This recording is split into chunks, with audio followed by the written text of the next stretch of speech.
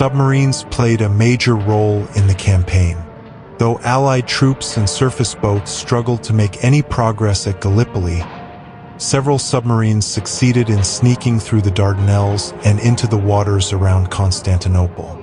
Attacking merchant vessels, warships, and troop transports alike, they largely prevented the terrified Ottomans from moving men and supplies by sea. One particularly daring British submarine commander, Martin Naismith, destroyed more than 80 enemy craft. He once even fired at soldiers along the shore and landed a saboteur to blow up a railway bridge. The Germans likewise had submarines operating in the area, including one U-boat that sank 2 British battleships in the span of 48 hours.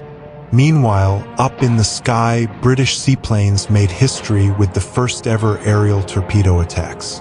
Gallipoli almost derailed Winston Churchill's career. As Britain's powerful First Lord of the Admiralty, Winston Churchill masterminded the Gallipoli campaign and served as its chief public advocate. It was no surprise then that he ultimately took much of the blame for its failure.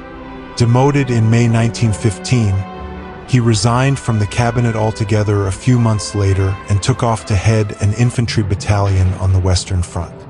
"I am finished," Churchill supposedly remarked. By 1917, however, he had received a new cabinet post.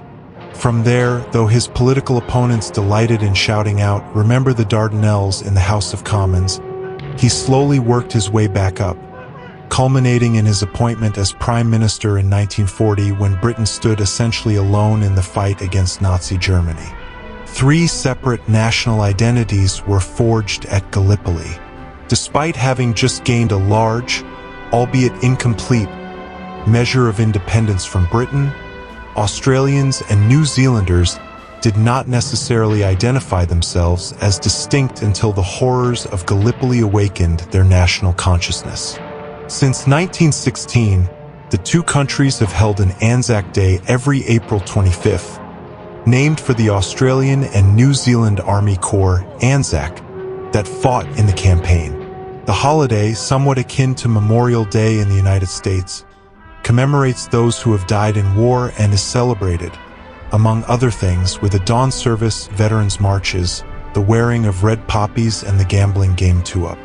A heightened sense of nationalism also emerged among the victors at Gallipoli, which Ataturk and his cohorts used to great effect in founding the independent Republic of Turkey out of the ashes of the Ottoman Empire. Australians, New Zealanders, and Turks all commonly make pilgrimages to the battlefield, now a protected national park with numerous grave sites and memorials.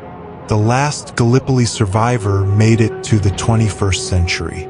Having lied about his age to enlist, 16-year-old Alec Campbell arrived at Gallipoli in October 1915, only to fall ill with a bad case of the mumps. Subsequently discharged as medically unfit, he spent the rest of his life in his native Australia, working at a cattle station and then as a carpenter before getting his economics degree and joining the civil service. Of the roughly 1 million British, French, Australian, New Zealand, Indian, Canadian, African, Ottoman, and German men who took part in the Gallipoli campaign, an estimated 110,000 died on the battlefield. Of the rest, only a handful lived to see the 21st century. Campbell was the last known survivor, finally succumbing in May 2002 at the age of 103. Please subscribe to History VDO. Thank you very much.